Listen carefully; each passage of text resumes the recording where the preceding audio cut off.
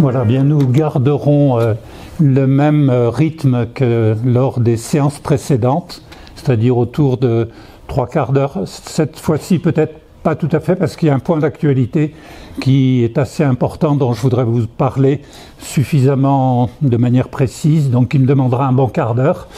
Et donc on garde toujours ce rythme-là. Donc après notre séance de la dernière fois où on avait parlé essentiellement des pères de l'Europe, et puis aussi avec une longue, pas parenthèse, mais progression sur la création de la République fédérale allemande et ses prolongements, notamment au plan économique. On en revient à notre histoire là où on l'a laissé, avec en chapitre 3, là on rentre dans du concret, du juridique. Voilà, on va découvrir la naissance de l'Europe à travers les premières institutions qui ont marqué ces années à partir des années 50. Alors on a fait une allusion en parlant des pères de l'Europe à la communauté européenne du charbon et de l'acier, la CECA. C'est là, au plan des traités, c'est effectivement la première base de l'intégration européenne. C'est pour ça que ça reste célèbre dans l'histoire, parce que vous pourriez penser charbon-acier, c'est peut-être pas un domaine, surtout aujourd'hui, qui est majeur. Eh bien, ce qui nous intéresse ici, c'est de voir ce que ça a représenté dans l'histoire de la construction européenne. Voilà. Alors, ce traité de Paris, il a été signé en avril 51, et pour une mise en œuvre qui est assez proche, puisque c'est juillet 52, le temps de mettre toutes les dispositions réglementaires en place, et il a été signé pour une durée de 50 ans. On verra qu'en réalité, il n'a pas duré 50 ans, puisqu'il a été refondu dans d'autres traités existants, et notamment la création de la Communauté économique européenne et de l'Euratom. Alors il y a 6 pays signataires, vous les connaissez bien, on les remet une fois là, l'Allemagne, la Belgique, la France, l'Italie, le Luxembourg et les Pays-Bas. Et vous notez, à travers ce listing, que le Royaume-Uni ne fait pas partie des pays engagés. Voilà, là on se rapproche de la signature avec tous les ministres qui sont là, les ministres des Affaires étrangères, pour la signature de ce traité. Vous voyez au centre Robert Schuman et à côté de lui le chancelier Konrad Adenauer. Qu'est-ce qu'on peut dire de ce traité? Qu'il a une portée économique, c'est clair, mais c'est d'abord, comme tous les traités qu'on verra ensuite, c'est d'abord un choix politique. Un choix politique, souvenons-nous qu'on est seulement 5 ans après la fin d'un conflit qui a été le plus terrible de l'histoire. Alors, qu'est-ce que l'on observe? C'est que c'est un traité, le traité de la CECA, qui a connu une très forte adhésion. Alors, quand on dit adhésion, c'est non seulement des 6 pays dans la sphère politique, exécutif et législatif, mais également, alors à l'époque, les sondages d'opinion ou les études d'opinion étaient moins élaborées qu'aujourd'hui, mais elles existaient, et on a vu qu'à cette époque-là, dans les 6 pays, il y avait incontestablement une adhésion à ce traité-là. Une exception cependant, pour des raisons politiques. L'exception, ce sont les 2 partis communistes qui comptent le plus, celui d'Italie et celui de France. Voilà. Puisqu'on dit qu'il y a un vrai choix politique, comment on peut qualifier ce traité de la CECA? Il y a une phrase que vous retrouverez chez plusieurs auteurs, si vous avez la curiosité d'aller lire un certain nombre de bouquins. Je penserai avant Noël, pour les cadeaux, à vous donner une liste de livres sur l'Europe à mettre dans votre petit sabot ou devant la crèche, vous choisirez, pour avoir de la bonne lecture. Alors on le qualifie dans la littérature au fond, c'est l'anti-traité de Versailles. Et la définition est claire. Traité de Versailles, il avait un côté un peu revanchard. Bon, l'Allemagne paiera, vous vous souvenez tout ce qu'on a dit. Là, c'est tout autre chose. L'état d'esprit a vraiment changé. Et ce que l'on veut dans les gouvernements, les parlements et l'opinion publique, c'est entrer dans une ère de coopération pacifiée. Et puis, il y a un côté aussi assez pragmatique, c'est que le charbon et l'acier, essayez de vous souvenir des cartes qui ornaient les murs de votre classe dans l'enseignement primaire. C'était magnifique, ces cartes qu'on avait au mur.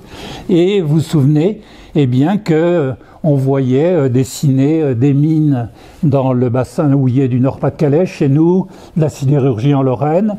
Alors là, on pourrait le prolonger pour les autres pays d'Europe. Et c'est tout à fait exact. Eh bien, le traité, il va concerner le bassin industriel européen. Le bassin industriel européen, avec donc, même s'il y avait eu énormément de destruction pendant la guerre, c'est là où il y a la densité des ressources, minières notamment, et la densité du tissu industriel. Alors, tissu industriel assez largement à reconstruire, bien sûr. Ce traité de la CECA, pourquoi il est célèbre dans l'histoire? Eh bien parce qu'il y a des formes institutionnelles nouvelles. Et c'est là la nouveauté. Pourquoi? Eh bien, on était habitué, dans l'histoire antérieure, à des liens, à des traités, à des alliances, mais qui concernaient la dimension inter-État, intergouvernementale. Là, avec la CECA, on se dote juridiquement, dans l'histoire de la construction européenne, c'est le premier traité, d'institutions qu'on appelle supranationales. Ces 6 États, eh bien, ils font le choix, à travers ces nouvelles institutions, de la mutualisation. Mutualisation au sens plein du terme, de mettre en commun des ressources, des tissus industriels, etc. Et de l'organiser. Alors j'ai mis en gras, vous avez l'ancêtre de la commission d'aujourd'hui, c'est ce qu'on appelait dans le traité la haute autorité. La haute autorité, c'est une structure supranationale qui met en œuvre cette mise en commun des ressources, des moyens et des actions entreprises.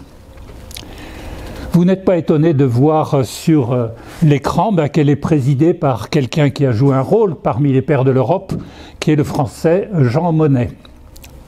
Voilà, ça c'est la haute autorité, mais il y a 2 autres instances, le Conseil des ministres des Affaires étrangères, donc qui existe toujours aujourd'hui, mais sous forme de 2 entités, le Conseil de l'Europe pour les chefs d'État et de gouvernement et le Conseil de l'Union européenne pour les ministres compétents dans leurs domaines respectifs.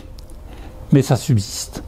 Et puis une petite assemblée parlementaire, 78, évidemment c'est loin des 700 membres du Parlement d'aujourd'hui.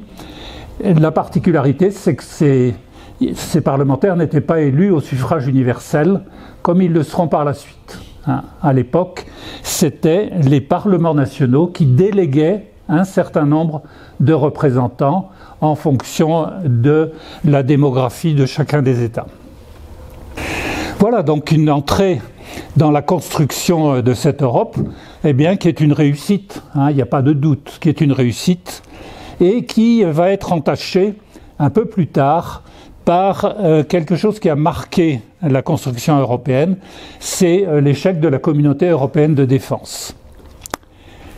Dès la signature du traité de la CECA, 2 hommes politiques vont jouer un rôle déjà un petit peu précurseur de proposition.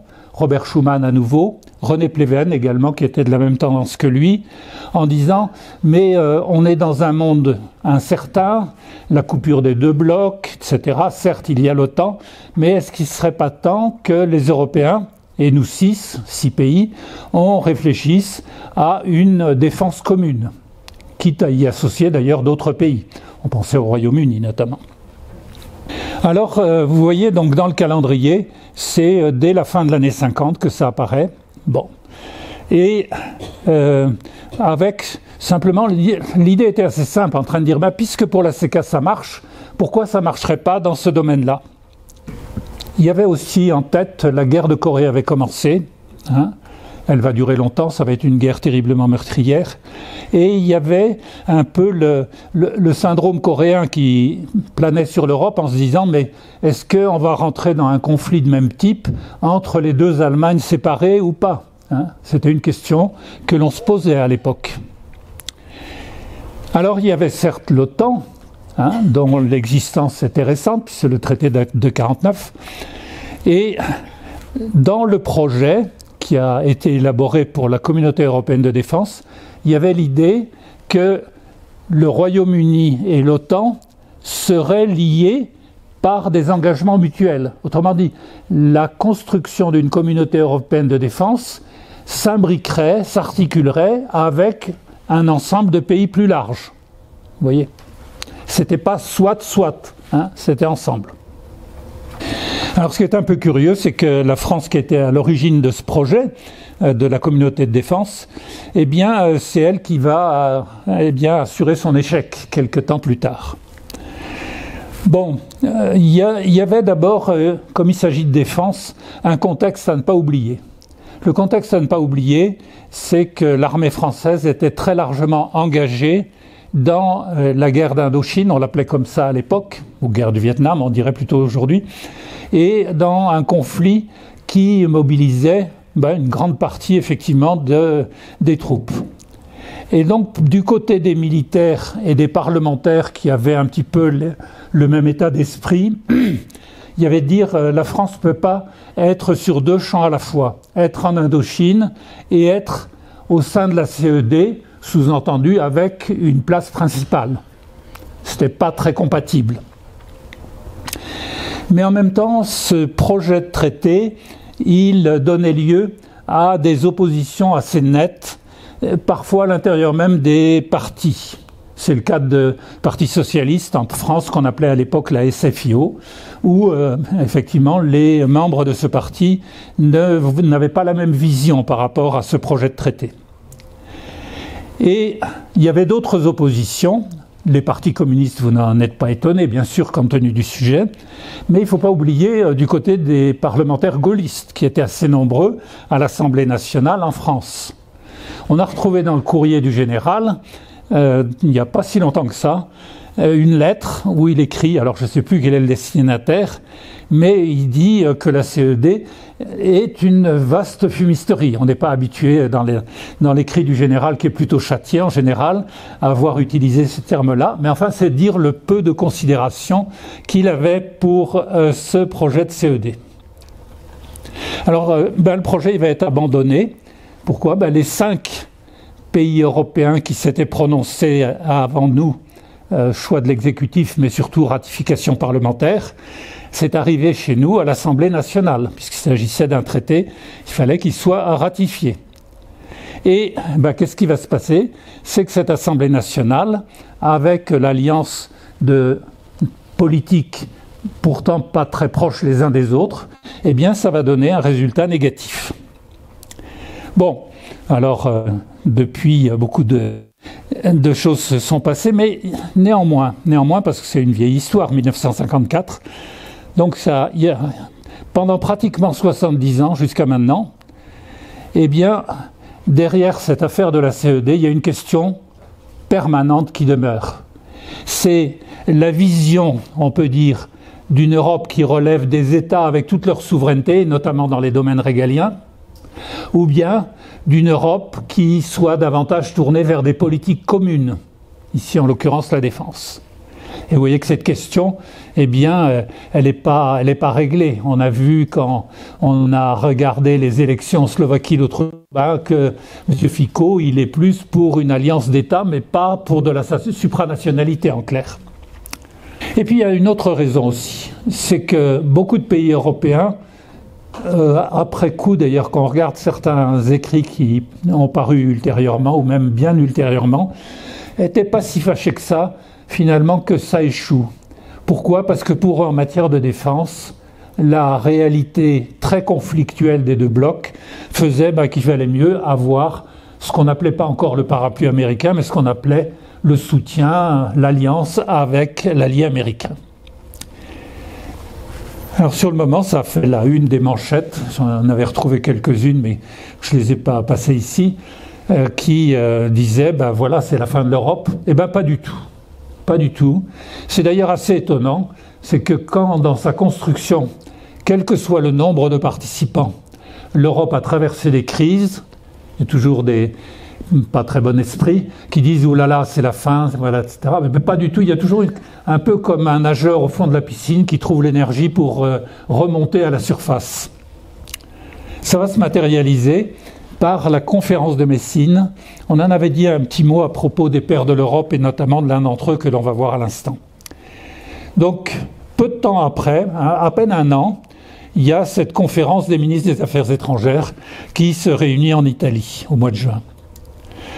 Alors on est encore bien sûr un peu dans l'atmosphère de l'échec de la CED, bon, les débats sont assez vifs, hein, comme j'ai mis, mais au fond on va avancer dans ces négociations sur deux plans.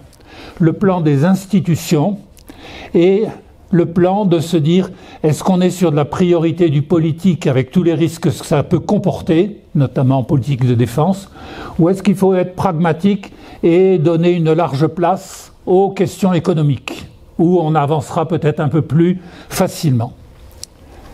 Alors voilà la résolution qui a été adoptée par les 6 à la conférence de Messine. Vous voyez que c'est quand même un bon pas en avant en termes d'unité. Les 6 s'engagent à poursuivre l'établissement d'une Europe unie. Alors on trouve les deux, par le développement d'institutions communes, par la création d'un marché commun, ce qui va venir très peu de temps après, et par l'harmonisation progressive des politiques sociales. Alors ce personnage, je l'avais qualifié un peu de celui qui est un peu visionnaire, un tout petit peu prêt à foncer, c'est Paul-Henri Spaak, vous le voyez, ce géant qui incite la faible Europe à soulever des haltères plus que lourdes avec le marché commun et l'Euratom, et puis deux regards un peu distanciés et goguenards du côté de l'URSS et du côté des États-Unis. Et ça va donner lieu, pendant les mois qui précèdent le traité de Rome, à un rapport issu de ce signal de relance européenne. Alors, avec des délégués de gouvernement, parce qu'on met souvent les noms des principaux leaders politiques, bon, Paul-Henri Spaak dont je viens de parler, il ne faut pas oublier ceux qui ne sont pas des petites mains, qui sont en réalité jouent des rôles essentiels. Parmi eux, j'en ai cité un, c'est Pierre Uri, un Français, qui en réalité a été le rédacteur de ce que l'on va retrouver dans beaucoup de parties avec le traité de Rome. Pas seulement, il travaillait en étroite collaboration avec un de ses collègues allemands et un Italien. Donc le rapport Spaak, il va élaborer les grandes lignes de ce que va être la communauté économique européenne.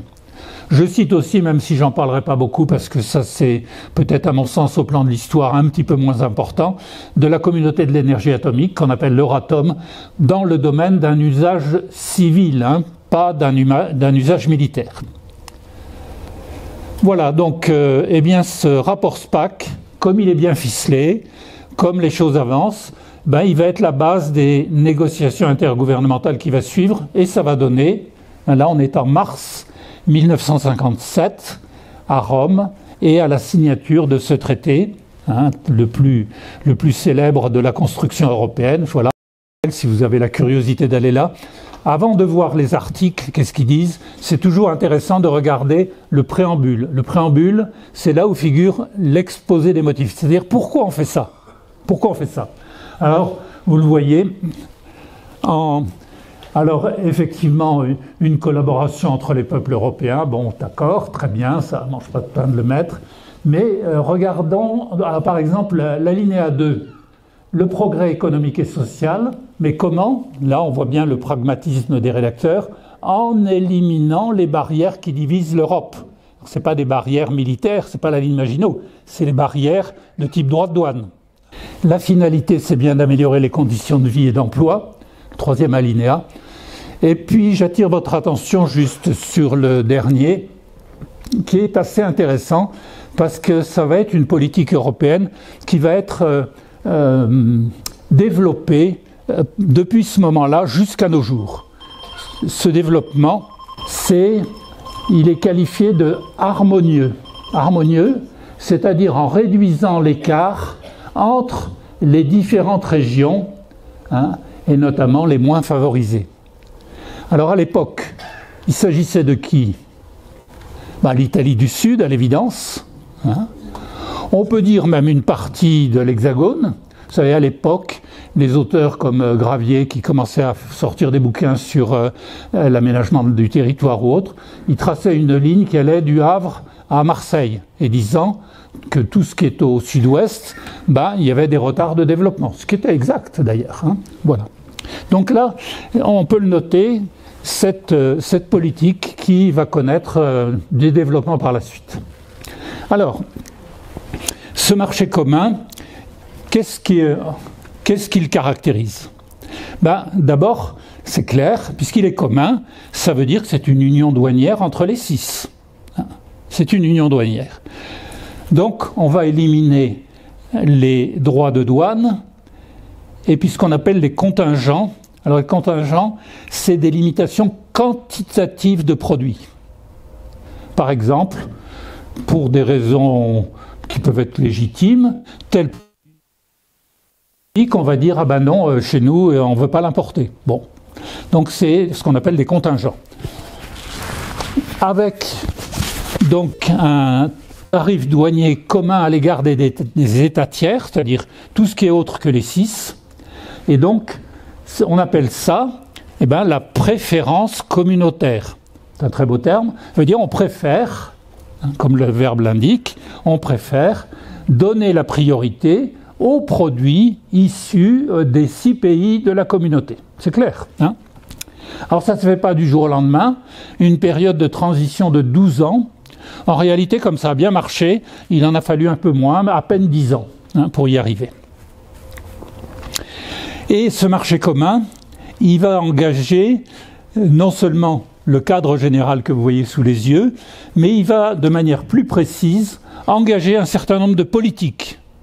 Dans le domaine du commerce, par exemple, mais peut-être j'ai pris comme exemple la politique agricole, parce que c'est quand même un domaine dont on a beaucoup parlé.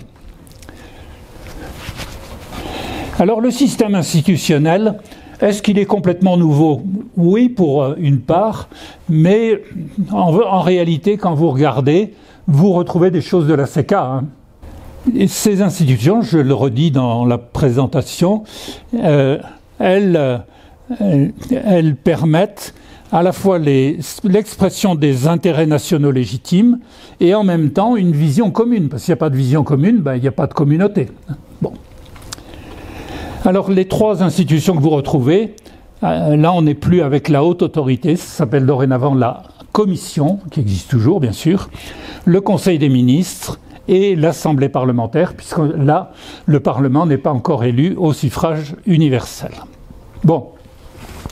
Institutions qui ont largement perduré puisqu'elles sont présentes jusque-là. Je vous donne un petit exemple pour mieux voir ce que j'ai appelé à plusieurs reprises la Commission comme moteur de l'Europe. Quelques-unes de ses prérogatives. À l'époque, elle en avait moins, beaucoup moins. La représentation de la communauté au sein d'organisations internationales, ce n'était pas encore le cas à l'époque. Elle met en œuvre les politiques de la communauté et gère le budget de la communauté, oui, mais souvent relayée par d'autres structures. Par exemple, la politique agricole commune a pris une très grande place. Le fonds qui organisait cette politique agricole commune, et notamment au plan budgétaire, ce qu'on appelait le FEOGA, le Fonds européen d'orientation et de garantie agricole. Et elle contrôle l'utilisation des fonds. Et c'est elle, alors à l'époque elle le faisait, c'était plus le Conseil qu'elle, elle propose les textes législatifs qui donneront lieu à un droit européen, c'est-à-dire à des directives. Mais vous voyez déjà, les institutions, elles sont en place. Elles sont en place. Il y a d'autres organismes qui sont repris de la CECA. La Cour de justice, on l'avait déjà vu, elle est en place. Elle date de 1952 et elle existe toujours aujourd'hui. Et puis vous avez 3 créations du traité de Rome. C'est le Conseil économique et social. Pour nous, c'est pas très compliqué puisqu'il a été, on peut dire, quasiment calqué sur le nôtre, notre Conseil économique et social français. Cette institution qui regroupe les forces économiques, sociales, associatives, etc. Avec un petit décalage dans le temps, la création du Fonds social européen qui va mettre en œuvre l'action et les financements dans le domaine des politiques sociales au profit des salariés, hein, principalement, et des organisations représentatives des salariés. Et puis une autre institution qui existe toujours, qui est la Banque européenne d'investissement. Voilà un petit peu l'ensemble institutionnel. Alors, qu'est-ce que ça a donné, ce fameux traité de Rome? Des résultats à l'échelle de l'histoire qui sont tout à fait étonnants. Étonnants parce que pendant une douzaine d'années, il va y avoir une croissance en Europe comme on n'en avait pas connu dans le passé. Il ne faut pas oublier que ce n'est pas que les 6. Hein. On était à cette période de l'histoire, notamment dans toute l'Europe occidentale et même au-delà, on était dans ce qu'on a appelé les 30 glorieuses. 30 glorieuses, c'est-à-dire la génération, vous en faites partie, hein, de ces personnes qui ont connu une enfance heureuse, et puis, enfin, on peut le penser, peut-être pas pour tout le monde, mais en tous les cas, où les choses allaient plutôt pas trop mal, dans la mesure où demain, ça sera mieux qu'aujourd'hui.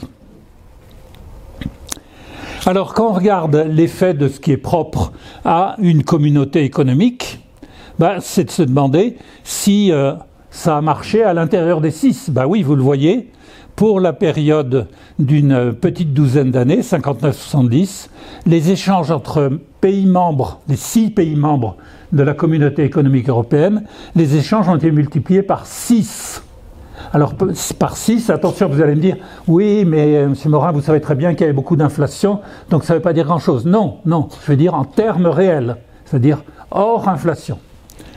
Et puisqu'il y a une belle croissance, il y a des échanges, y compris avec les pays tiers. Alors ça augmente moins vite, mais ça augmente, comme vous le voyez, multiplié par 3. Les effets pour la population, les effets pour la population, ils sont évidents. Ils sont évidents. Un niveau de richesse des Européens, qui est en croissance extrêmement rapide. Là aussi, toujours hors inflation, on est, pour cette période de pas tout à fait 12 ans, à 75% d'augmentation. Enfin, des chiffres qui nous feraient rêver aujourd'hui, si on connaissait des augmentations comme ça. Bon. C'est aussi une époque, oui, ce que je disais un petit peu tout à l'heure, ça c'est un point culturel, peut-être de lire des livres comme ceux de Vivray ou des auteurs comme ça. C'est une époque où on croit au progrès. C'était une vraie conviction. Hein. Pourtant, il y avait des incertitudes. Regardez cette période-là. Si je vous dis 61, la crise des fusées de Cuba, le monde au bord d'une guerre thermonucléaire, c'était pas rigolo. Si je vous dis à la fin de la décennie, la répression du printemps de Prague, c'était pas l'idéal. Mais néanmoins, il y a en toile de fond cette idée de progrès. Vous avez un domaine qu'on va aborder à l'instant, où c'est très net, c'est celui que l'on peut voir dans les organisations professionnelles agricoles. Et que ce soit à travers les organisations syndicales ou les organisations associatives, depuis la JAC en passant par la FDSE de l'époque, le CDJA et tout ça, on était convaincus que demain, ça ouvrait des voies d'avenir. Voilà à quoi ça ressemblait une campagne en 58, au moment de la signature. Ah oui, premier tracteur américain qui était arrivé avec le plan Marshall. Je ne sais pas ce que c'est celui-là, McCormick, j'ai l'impression. Vous voyez que ça ne ressemble pas tout à fait à nos campagnes d'aujourd'hui. Alors, on va passer à titre d'exemple un petit moment à voir cette politique agricole commune. Elle est intéressante parce que ça a été une des plus élaborées de l'époque. Elle a aussi représenté une grosse part du budget de la communauté européenne. Alors, ça se décline autour d'objectifs qui figurent dans la PAC, donc le texte 1960 pour une application 1er janvier 62 de mémoire. Il s'agit d'accroître la productivité de l'agriculture. Alors, produire plus, bien sûr, mais la parenthèse produire plus, c'est pas exact. Si je parle de productivité, il faudrait dire produire plus par actif agricole, si on parle de productivité, vous comprenez. Il s'agit également, à travers cette politique, d'assurer une vie équitable actifs du secteur agricole. Alors c'est un slogan qui a eu un très grand écho, c'est ce qu'on appelait à l'époque la parité. Parité, on veut avoir les mêmes niveaux de revenus que les autres. Le souci d'avoir une certaine stabilité des marchés, il y avait eu quelques alertes à certains moments du temps du gouvernement Mendès France, je ne sais pas, quand vous étiez à l'école primaire, peut-être que vous avez connu comme moi, le verre de lait Mendès. Ouais. Voilà, parce que tout simplement, c'est une époque où on avait un peu trop de lait. Bon, il fallait, et puis en plus, c'était très bon pour les enfants, n'est-ce pas? Garantir la sécurité des approvisionnements. Alors, n'oublions pas qu'à quelques exceptions près, une année climatique très favorable, globalement, l'Europe, au moment de la signature du traité de Rome, l'Europe à 6, je dis bien, était déficitaire. Donc, il s'agissait bien d'avoir une production accrue, une productivité meilleure pour assurer l'alimentation de l'ensemble de la population des 6 pays. Objectif. Et puis, il n'était pas oublié l'idée d'assurer des prix raisonnables aux consommateurs. Ça peut vous sembler un peu étonnant, encore que pas tant que ça, puisque les prix des denrées alimentaires ont un peu augmenté ces derniers mois et que ça fait couler pas mal d'encre. Mais à l'époque, où les revenus étaient infiniment moindres qu'aujourd'hui, dans le budget des ménages, la part de la consommation alimentaire était pratiquement 2,5 fois plus importante qu'aujourd'hui. Oui. Premier poste alimentaire. Pour nous, le premier poste de dépense, c'est le logement, mais à l'époque, c'était pas le logement. Alors voilà, la PAC à travers une image composite. Vous voyez 4 personnes qui sont en train de ramasser les bottes après, au moment de la fenaison, on ne voit pas trop, ou après la récolte. Et puis en bas, peut-être que le conducteur des tracteurs n'est même pas là, il est allé faire la photo. Lui tout seul, avec son rundballer, il ramasse très rapidement ce qui doit être de la paille de blé ou d'orge, on ne peut pas le savoir en regardant la photo. Cette politique agricole, elle avait besoin non seulement d'objectifs, mais elle avait besoin de principes précis qui encadrent cette politique. Alors il y a 3 principes. Tous les étudiants des lycées agricoles, ils savent ça par cœur, parce que leurs profs leur ressassent en boucle cette période glorieuse de la politique agricole commune. Premier principe, c'est l'unicité du marché. C'est-à-dire, pour qu'il y ait marché commun, il faut bien que le marché soit unique, c'est-à-dire avec la suppression des barrières douanières dans le domaine agricole. Et également, pour éviter des distorsions de concurrence liées à des normes sanitaires ou techniques, on va vers on se met d'accord sur une définition, sur des normes communes. La solidarité financière. Les budgets de la PAC, qui sont financés par les États membres, on va voir tout à l'heure, c'est un petit peu plus compliqué que ça, et ils sont utilisés pour les dépenses communes. Donc, ça veut dire en clair qu'un État peut donner plus et recevoir moins en termes financiers, et réciproquement. Vous voyez pointer quand la Grande-Bretagne de Mme Thatcher rentrera dans la communauté économique européenne. Give my money back. Je veux le retour de mon argent. Un compte du prix pratiqué dans des pays qui n'ont pas les mêmes systèmes de production à l'époque que ce qu'on avait à l'intérieur des 6, grandes exploitations, de l'Iowa, du Minnesota, du Canada, etc. Donc il y avait généralement un prix plus bas. Alors, l'astuce est très intéressante pour comprendre la PAC.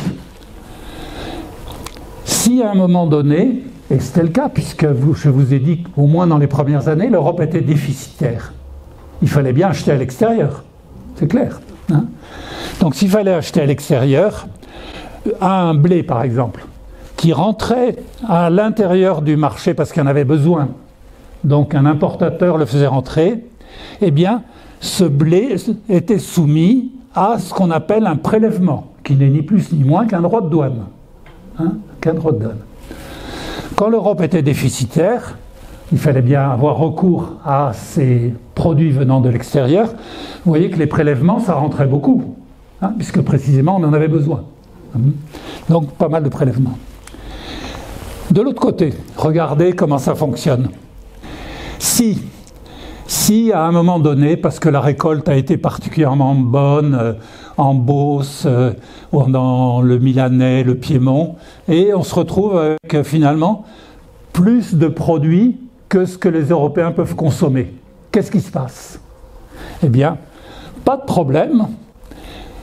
On vous verse, nous, politique agricole commune, une subvention à l'exportation. Pourquoi? Parce que sinon, vous ne pourriez pas vendre sur le marché mondial. Si vous voulez vendre, je ne sais pas, à l'Égypte par exemple, les Égyptiens vont dire « Ah ben votre blé, on le prend tout à fait volontiers, mais à ce prix, pas au vôtre. » Et à ce moment-là, pour être compétitif, qu'est-ce qui se passe? On verse à l'organisme stockeur ce qu'on appelle une restitution. Imparable comme mécanique. Donc, prélèvement qui est un droit de douane, restitution qui n'est ni plus ni moins qu'une subvention à l'exportation. C'est pour ça que la première PAC a été particulièrement bien perçue par tous les agriculteurs d'Europe, bien sûr. Mais elle a connu des évolutions par la suite. C'est clair ce schéma? Bon. Oui? Là, on est typiquement dans ce que j'ai appelé tout à l'heure la préférence communautaire. Là, vous l'avez illustré devant vous. Hein, alors, cette PAC, ça va être une formidable incitation à produire davantage. Pourquoi je ne produirais pas davantage si de toute façon, même s'il y a un souci, il y a l'intervention qui me prendra toujours ma marchandise. Donc on va produire plus. Bon. La PAC assure la protection aux frontières et elle incite, il faut bien le dire, à une vision assez productiviste. Donc, si on se dit l'objectif c'était d'assurer l'alimentation des Européens, on va dire que la PAC a été une incontestable réussite. Dans ces années-là, je précise, dans ces années-là. Et la PAC va même permettre à cette Europe des 6 de devenir un exportateur, à la fin des années 60, tout à fait notable. Alors vous voyez, ça s'est traduit, et les deux photos que je vais passer vont vous montrer un petit peu aussi les questions qui vont arriver après. Si elle est de 18 mètres ou 24 mètres, peu importe, mais pour l'épandage des produits phytosanitaires. Donc on est dans une agriculture intensive, consommatrice d'intrants, et avec des pratiques qui n'ont rien à voir avec la photo précédente. Hein? C'est net. Alors on va garder encore ça, puis après, j'aurais voulu aller plus loin, mais tant pis. Donc un succès, mais qui est cause ensuite de difficultés et de problèmes. Une agriculture de plus en plus intensive et consommatrice d'intrants. Alors intrants, vous allez dire qu'est-ce que c'est que ce jargon? Intrants, c'est tout ce qui rentre sur l'exploitation agricole, pour assurer la conduite des cultures. Si je fais une culture de maïs, je vais avoir besoin d'engrais azotés, je vais avoir besoin de produits phytosanitaires, je vais avoir besoin de produits de désherbage, tout ça. D'accord. Ça, c'est des intrants. Exploitations agricoles qui vont connaître aussi des problèmes.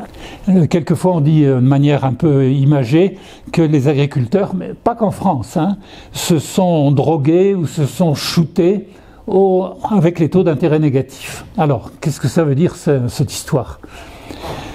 Un exemple va tout de suite vous faire comprendre.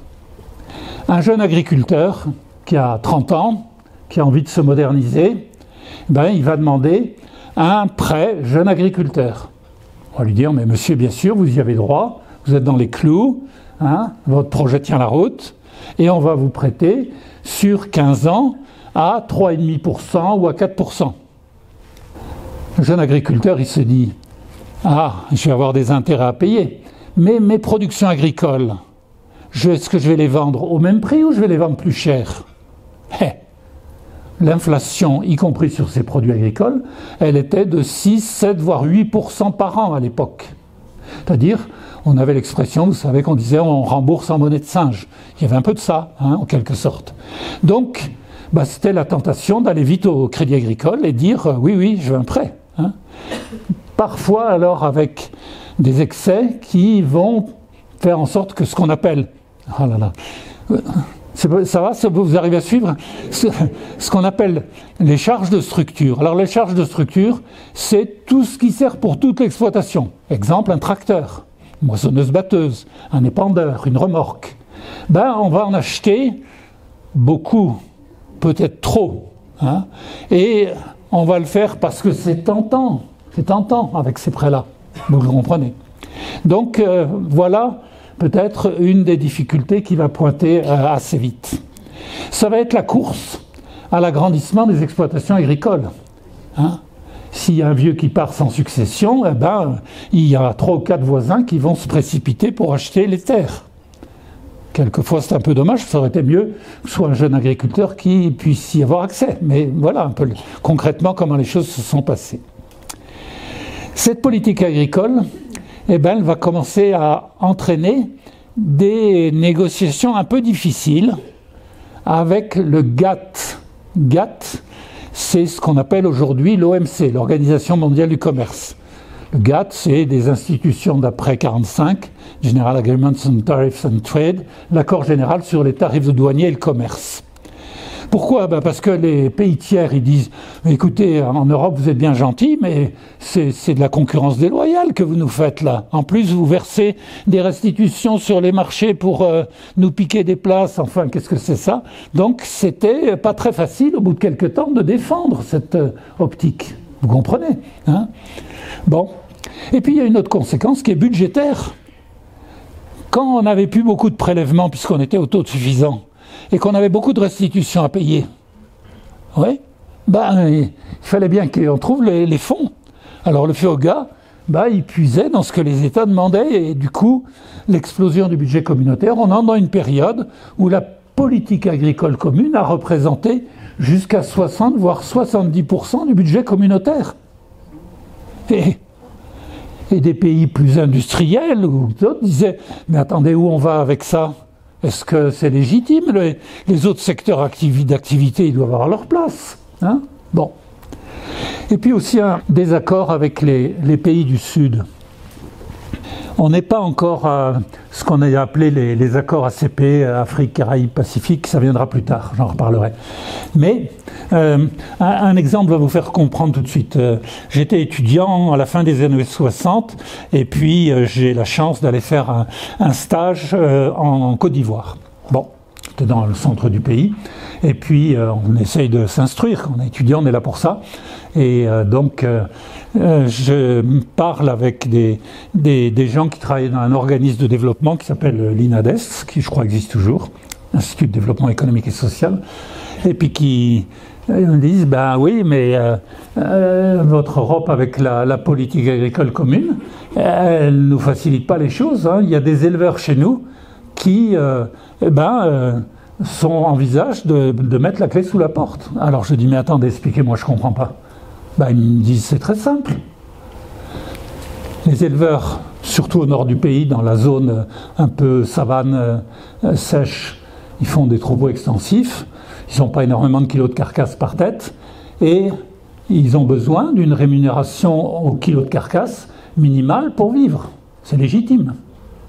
Mais quand leur production arrive dans les abattoirs d'Abidjan ou de Treichville, l'abattoir, il va dire, mais attendez, vos produits ils sont pas mal, mais ils sont moins bien conformés et ils coûtent aussi cher, sinon plus, que les carcasses de viande bovine qui arrivent congelées d'Europe.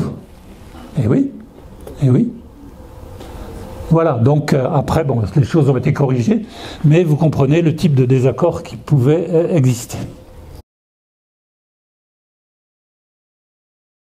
À propos de l'adhésion de l'Ukraine et dans une moindre mesure de la Moldavie, la Commission qui recommande au Conseil l'ouverture des négociations. Alors je voulais terminer pour vous montrer un peu les enjeux de cette affaire.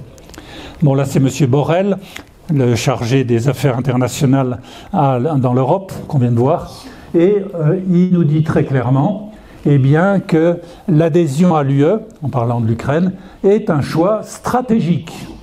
Et quant au commissaire, je ne sais plus de quel pays il est, qui s'occupe de l'élargissement, il dit « L'élargissement constitue notre projet géopolitique pour l'Europe. » Notre projet géopolitique.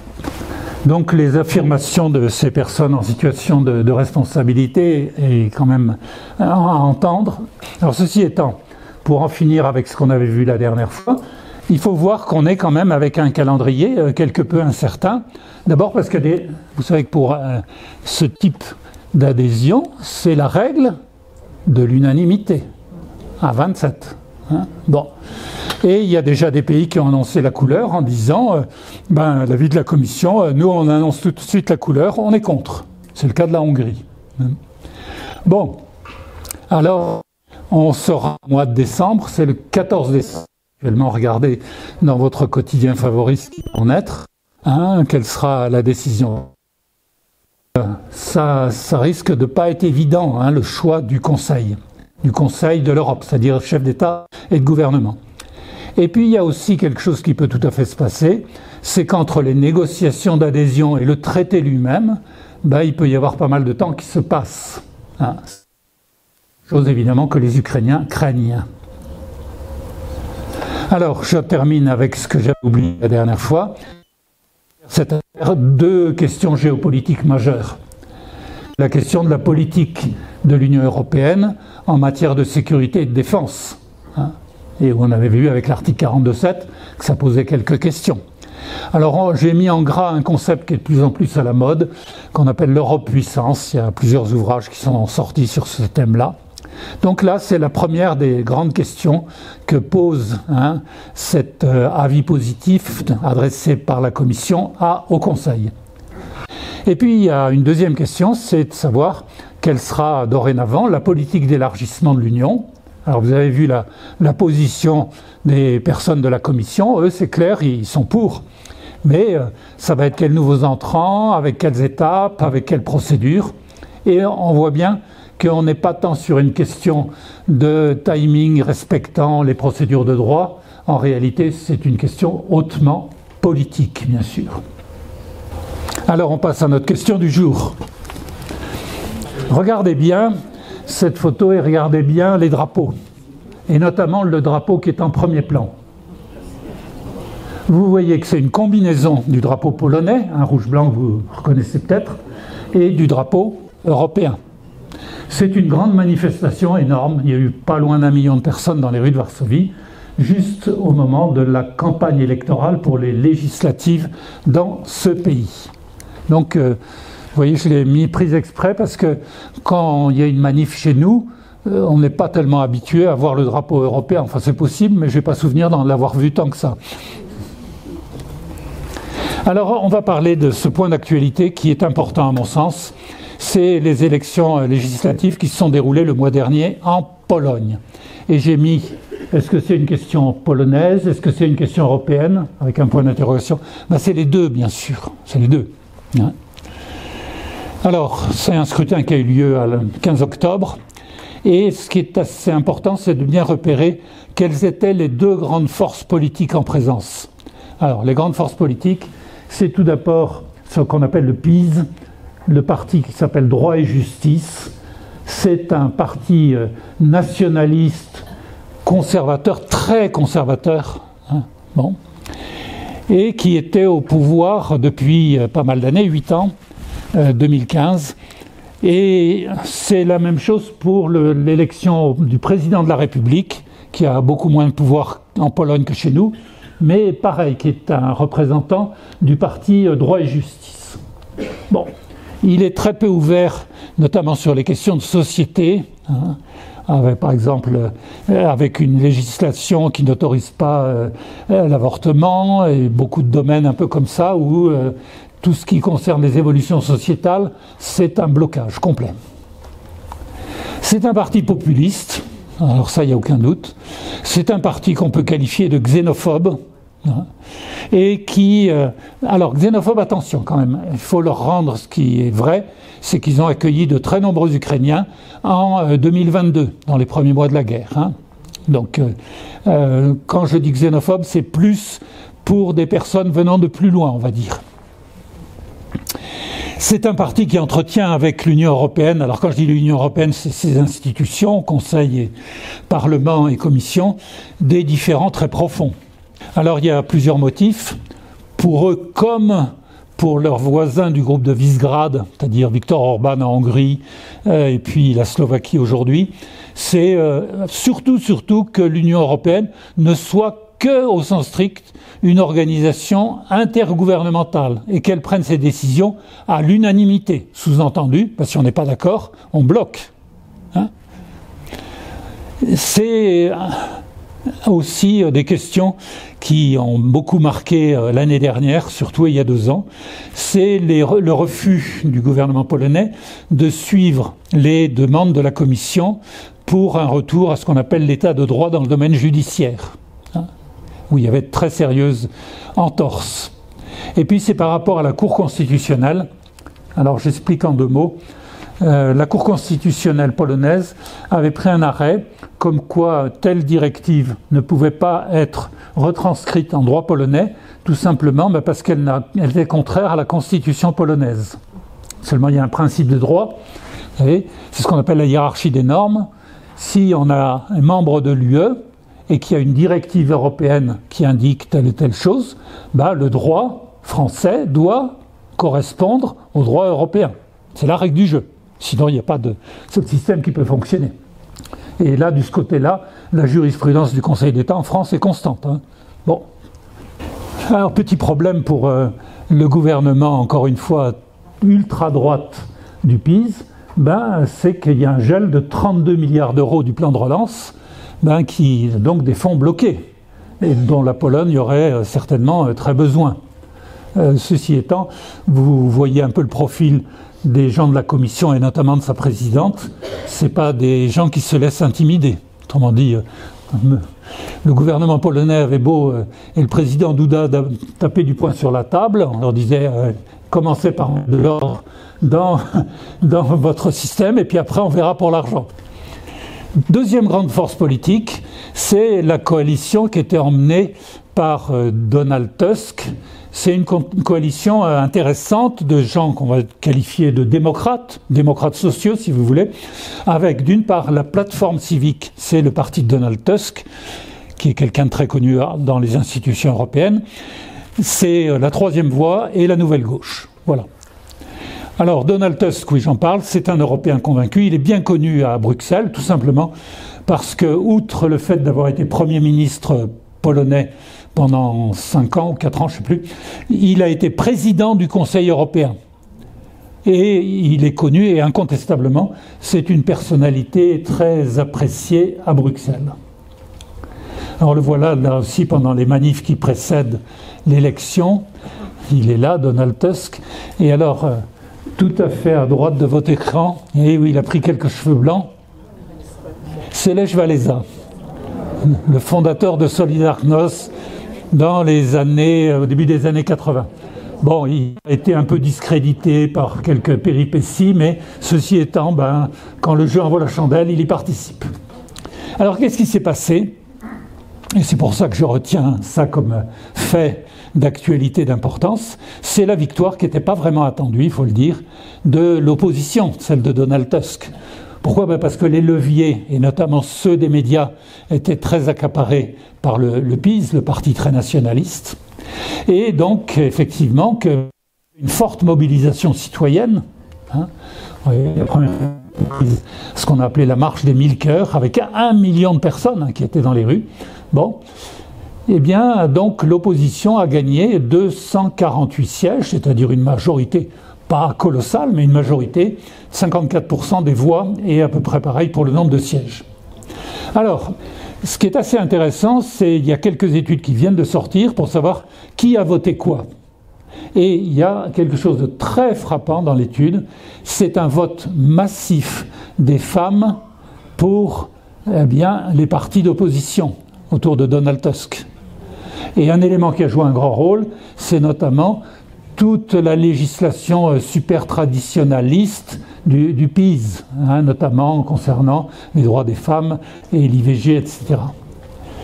Je vous ai mis à titre d'exemple, il y avait en plus des élections législatives, le parti donc au pouvoir jusque-là, le PiS, avait mis en place des questions référendaires pour qu'elle soit adoptée, il faut qu'il y ait au moins 50% de votants. Alors vous allez dire, pas de problème, 75% des gens qui ont voté aux élections législatives. Oui, mais pour ça, pour les référendums, ils ont refusé de voter, il n'y a même pas eu 40% d'électeurs. Alors regardez à titre d'exemple une question qui était posée, ça vous en dit long, sur le piège posé par ce parti ultra-traditionnel qu'est le PiS. Êtes-vous d'accord pour que la Pologne accueille des migrants illégaux d'Afrique et du Moyen-Orient comme veut nous l'imposer la bureaucratie européenne? Sacrée question dans le vocabulaire, hein? Bon. Alors voilà la victoire de la Pologne et alors qu'il se prépare, ça a déjà commencé, une cohabitation qui n'est pas très facile avec le président Duda, puisque c'est lui qui nomme le Premier ministre. Mais bon, il faut avoir bon espoir que les choses aillent quand même dans le sens de ce qu'est la Pologne est quand même une démocratie. On peut voir juste rapidement quelques thèmes principaux de la coalition qui a gagné donc les élections.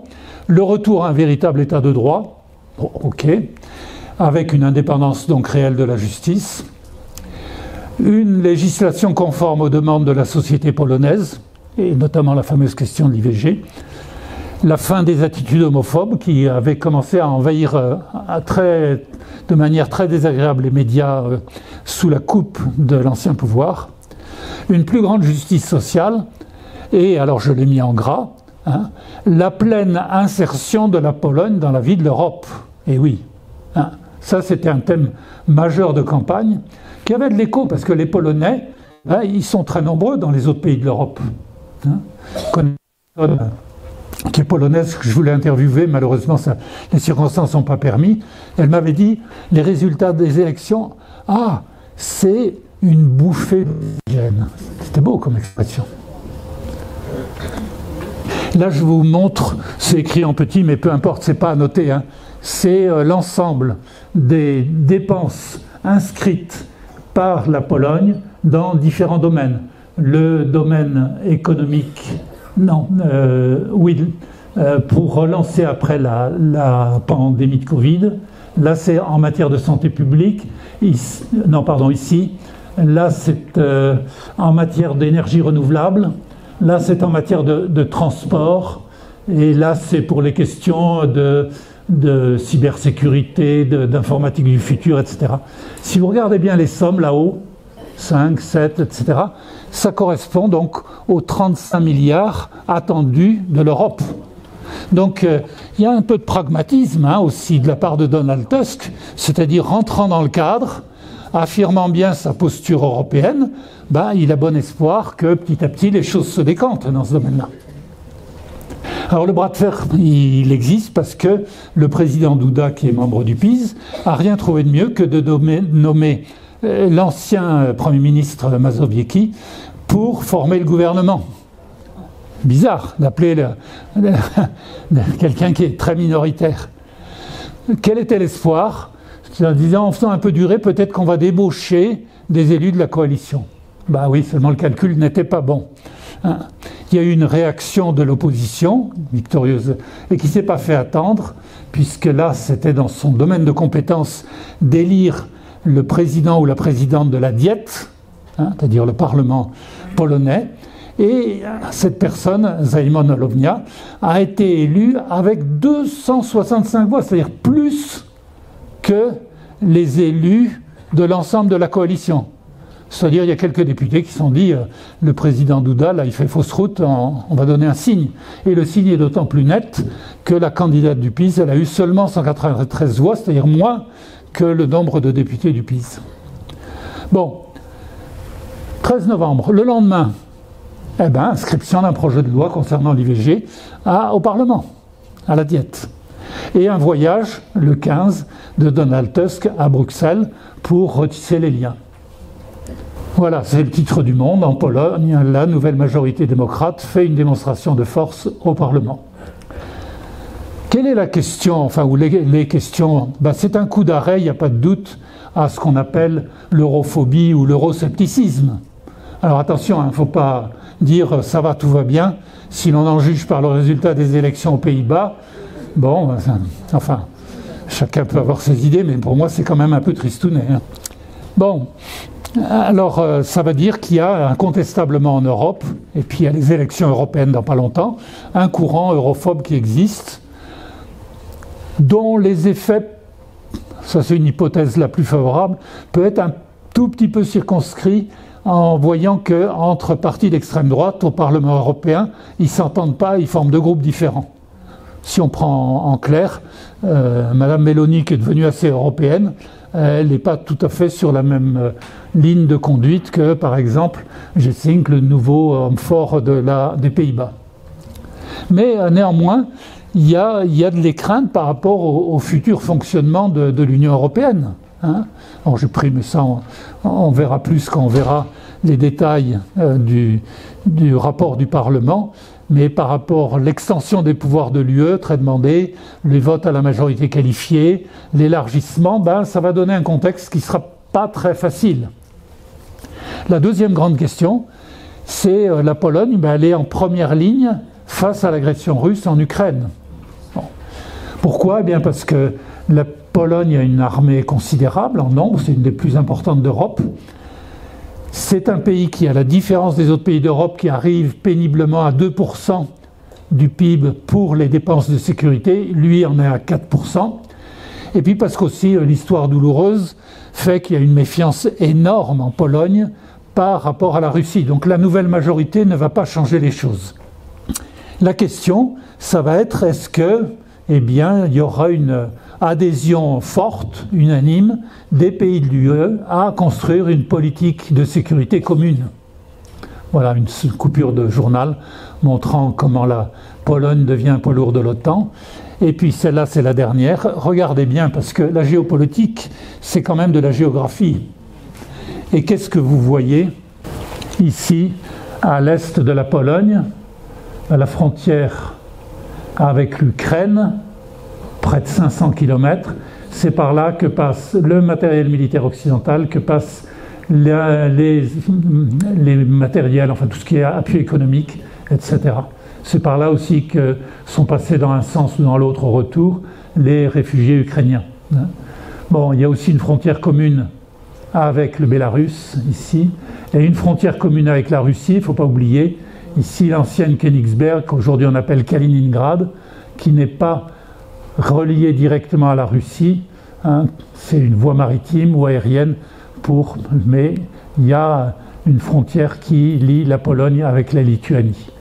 Donc ça c'est important, autrement dit, ce pays clé, dont on voyait un risque de dérive qui se poursuivait à l'égal de la Hongrie ou de la Slovaquie, finalement il donne un bon signe. Enfin, pardon, excusez-moi de prendre parti, mais je le dis quand même, il donne un signe fort, au fond, que des politiques européennes, espérons-le, pourront se mettre en place face à des défis qui sont considérables. Alors le défi de sécurité au premier plan, mais il y en aura d'autres, parce que c'est une puissance économique qui a connu une croissance réelle ces dernières années et qui apporte un équilibre géographique dans l'ensemble européen. Voilà, alors excusez-moi, il est 15h09 pour avoir dépassé. Si cette vidéo vous a plu, vous pouvez nous rejoindre à l'Université du temps libre de Tarbes et de Bigorre à l'adresse utl-tb.info. Et n'oubliez pas, si ce n'est déjà fait, de vous abonner.